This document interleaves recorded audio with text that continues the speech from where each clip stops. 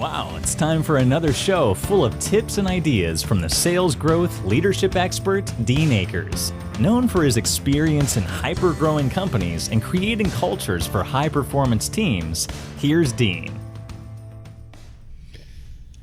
So welcome to the Sales and Leadership Ninja Show. I'm your head ninja, Dean Akers, and every week I bring you a rant to stimulate your thinking in either the realm of sales and or leadership. Today's show is part of a 4-part series called Selling with Intent, and this is the 4th step. I've been hyper-growing my own company's sales and profits for years, and I continue to help other people achieve these same goals, and they get great results with the philosophies I share. This process of intent selling is so powerful, it's incredible. If you haven't listened or watched the previous 3 shows, I really encourage you to go to the podcast and watch the previous 3 shows, because this process always works. Operative word is always works. So it's a very fundamental process, and it's amazing to me how many people, when I work with them, they almost go out of their way not to follow it. And then when the ones that do follow it have high levels of success. So let's just do a real quick review. And again, I encourage you, if you're watching for the first time today, to go back to the last 3 shows and catch yourself up. So the first step is taking your existing customer base and kind of getting their DNA. This tells you what your customer potential base is going to look like. And so when you take that DNA and you understand what that DNA is, you go to step 2, which is identifying all the people in your marketplace, wherever your marketplace is, whether it's national, state, city, could be just a neighborhood, what all the people are that mirror your top customer's DNA.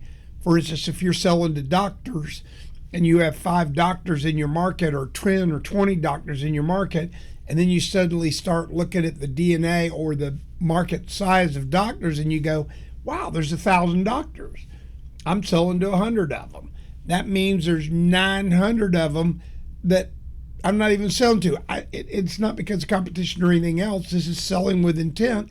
And now you're going to make a list of all those other 900 doctors that you want to sell to, or whatever company it is. So and then we go to the 3rd step. You now have this list. The list, when you do it, and by the way, if you want this list, reach out to me at dean@deanakers.com, and I'll be happy to send you an example. This list will also show you what the potential values are, because in this list you will put what your current customers are doing, and then you'll do the relativity to the other customers. For instance, again, if you're selling widgets, I'll use copy machines. If you're selling copy machines to law firms, and the average lawyer uses 20,000 copies a month, which is one copy machine, a standard copy machine. So if you have 5 lawyers there, in theory, you should have 5 copy machines. So if you have 100 lawyers, you should have 500 copy machines. Now, there's different sizes and stuff, but why this becomes important is, once you know the sales of your existing client, you now can take this list and put what the potential values of the other companies you've identified would be. Again, this doesn't have to be dead accurate. It gives you the relativity, and it will shock you as to how much opportunity is out there that you aren't even working. Then the 3rd step, and this is the real important one, because most salespeople are always puking their presentations and talking about products and stuff. The 3rd step is building the relationships. Now, what's interesting is when I talk to sales managers or owners or VPs of sales and everything, and they always go, yeah, you got to do the presentations. And then when I look at their existing customers and I talk to them about their existing customers, almost to a fault, their existing customers came through relationships, and their existing business is based on relationships. So the 3rd step, again, is building these relationships. and that is taking and identifying them and understanding what they look like, and then building this 4-step is taking and identifying those customers and really start working on cold calling, meeting them, and building the relationship. And again, the intent of the 3rd step in building the relationship is where you just absolutely go call on them without any fear of failure. Don't go puke on them about your product. Just go in to meet them. The difference in intense selling is your mindset is not if I'm going to get this client, it's when I'm getting this client. So now the 4th step. This is so powerful. This is so powerful. The 4th step is building relationship with special touches. This step is probably the most fun. This is a step that has blown my companies up. This is the step that has made such a difference in my career. This is a step that I used when I was a young salesperson that really made a difference in my successes there. So here's how this process of building this relationship with special touches and understanding the value of building this relationship. First off, I allocate 2 years. Now you're going to sit there and go, wow, 2 years to get a client?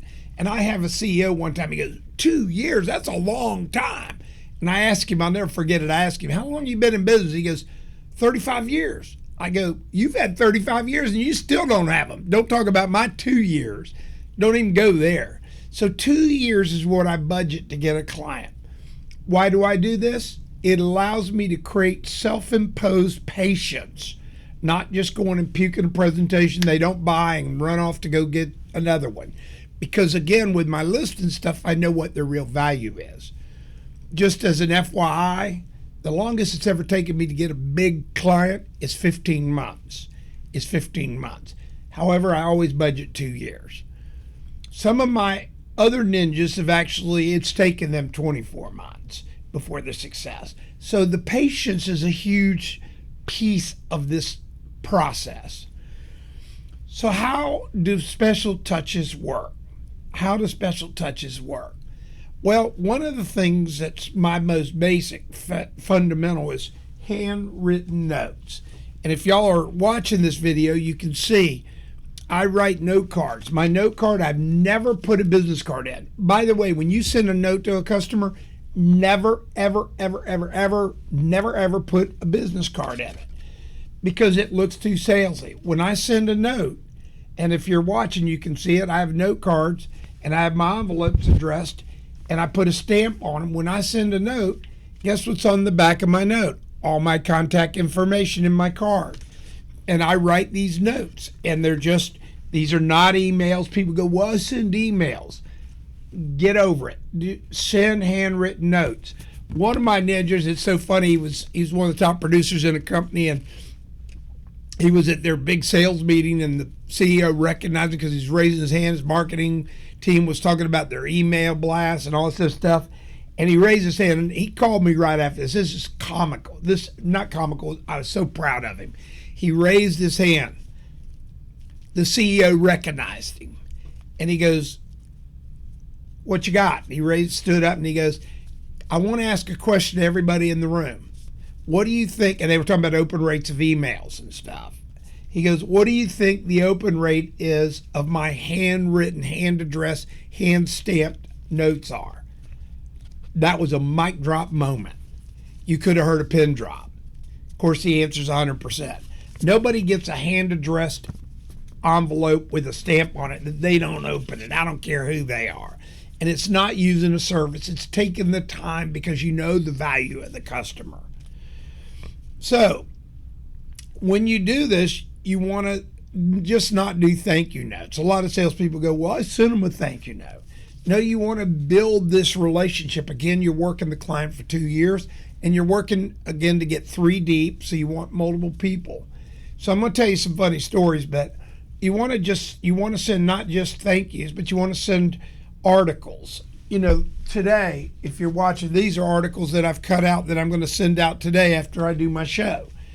You want to send birthdays Find out their birthdays when you're talking to them. Say, hey, what's your birthday? And then send them a birthday note. Anniversaries. I got to tell you a funny story. I had a big client, the CEO of this big company that we worked with, and they were Southeastern company, big company. I mean, big company, billion-dollar company. And the CEO, and I knew his home address. I knew him, and I knew his wife, met him a number of times. And then I knew their anniversary. And so this is classic. He goes home one day after work. And by the way, I'd send a note to his house on his anniversary to he and his wife, addressed to he and his wife, saying, hope you have a wonderful anniversary, Dean. No big deal. He goes home after work and walks in his house. He goes, hey, babe. And she goes, hey, how was the day today? Anything special about today? And he looks at her and he goes, what do you mean? Is there anything special about today? And he goes, well, yeah, we had a big sales, our Atlanta operation had a record day. He starts all that recollection stuff of business. And she goes, anything else special about today? And he goes, well, I don't know, babe, what? And she goes, today was our anniversary. And he goes, you are right. You're right, honey. Get dressed. Let's go to the club. We're going to have dinner. And she looks at him and says, no, we are not. And he was like shocked. What do you mean, no, we're not? She looks at him and she goes, if Dean Akers can remember our anniversary, you damn sure could better remember it. The next day he called me up. He goes, oh my God, you got me in so much trouble. It's stupid. And I go, what do you mean? He goes, your note for our anniversary, my wife, I didn't remember it and everything else. Till the day he died, a numbers of years ago, I would send him a handwritten note 5 days in advance to him to remind him of his anniversary. And he's always called me on that and thanked me and everything else. But it's a funny story how she just busted him on the anniversaries. Then also, all my ninjas and myself, we send notes on holidays. We make these stupid cards like 4th of July, different things. One of my favorite ones was our team sent out to customers on the holidays, to existing customers and customers that didn't buy, and candidly, customers that could not buy. We actually did this. We sent it to customers that couldn't buy. A handwritten note again. And in there, we enclosed, this was Thanksgiving, we enclosed a pie recipe. Just a card with a pie recipe on it. Somebody asked me one time, they go, why would you send that pie recipe to people that can't even buy from you? And I said, because of the impacts of these handwritten notes and these special touches. In this case, we were dealing with something where these people had hair color, and this was blondes, and only 5% of the U.S. is blondes, and we were sending this to our blonde people that could not be treated. And somebody goes, well, why would you do that? And I said, because 95% of the people in the U.S. are not blonde, and we can treat all of them. And guess what happens when the blondes having lunch with, oh, by the way, what are the odds that they're having lunch with all blondes? 0. And they tell them about, oh, you won't even believe the pie recipe that this so-and-so sent me. And they go, who is so-and-so? And then they start bragging about our company. And we would get calls off that from referrals from blondes. And I can tell you these notes create referrals too, because of 6 degrees of separation. I mean, I have a client today that I got because of one of my notes I sent somebody 2 years ago. And I'm not going to tell you the value that client's been to me, but it's been epic. And out of my note, they referred me to somebody else who called me and said, hey, so-and-so said I should call you. And it was right after I had sent a note to them literally 2 days later. And I hadn't seen these people in years. So there's no way I don't believe that's not coincidental. Other special touches. It would be books and stuff for their passions or hobbies or stuff like that. Now, I use thriftbooks.com. That's right, thriftbooks.com. Somebody said, why do you use it? Well, when I find used books, I'll order a used book about their passion or something. one of my ninjas had a big CEO in New York, and the CEO shared about how they were born in our area, Tampa, and her father was in the Air Force at MacDill Air Force Base, and she was born there years ago. We found this used book on thrift books on MacDill Air Force Base. We sent that to her with just a note saying, thinking about you, thought you'd enjoy this. She reached back out, literally just blown away, saying, oh my gosh, thank you. You remembered I was born there. You remember my dad was in the Air Force. This book will be special for me forever, as my dad passed 5 years ago, and this is a reminder of all that beauty in my life. I tell you that story because where do you think that book's probably going to sit for the rest of her life? On her frickin' desk in New York City. And when somebody asks her about that book, she's going to talk about it. But more importantly, it was a special touch. I could go on. This show could be 10 hours. I could tell you story after story and then show you example after example. I do want to share one more fun one that I did years ago, and I still do, is we had clients up north, potential clients up north, and we live in Tampa, Florida, and we have beautiful weather, literally 12 months of the year. And I used to joke with my northern clients. They would say, how's the weather down there in the wintertime? And I go, man, it's 55 degrees today. And they go, wow, that must be gorgeous. I said, not here. When the temperature drops 55 or below, we close our schools. And they would start laughing, because they're all up there buried in snow. So I came up with this idea. This must have been 30 years ago. And I used to buy them from one of these, Stuckey's was the place. It was on the side of the road. Some of you that are older that are listening to the show today will remember Stuckey's. And I found these things called cans of Florida Sunshine. Now I make them up. And I send these little cans, and on the top it says can of Florida Sunshine. It's empty, but I mail it to my potential clients and clients in the wintertime.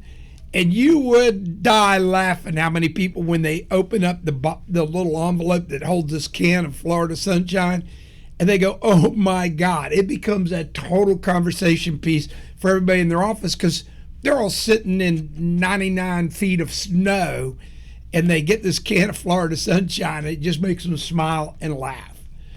So, these special touches have always made a difference. It's the real special sauce. The other 3 episodes I've shared with you, this episode is a special sauce that really elevates your successes, whether you're a CEO and you're teaching it to your teams, or you're in sales and you're doing it for yourself. This is the path to 7-figure income. So what I'd like for you to do after you listen to today's show is I want you to track your touches and your notes every week for 1 year, and just make hash marks and say, how many touches did I do this week? How many notes did I do each week? And just track it for a year. See what that number is. I would not expect you to be at my level. It's such a habit for me. And oh, by the way, the reason I'm doing this is when you create this as a habit, like I'll talk to sales directors and they'll go, well, isn't that kind of hard? And I go, well, let me ask you this. Do you brush your teeth every day?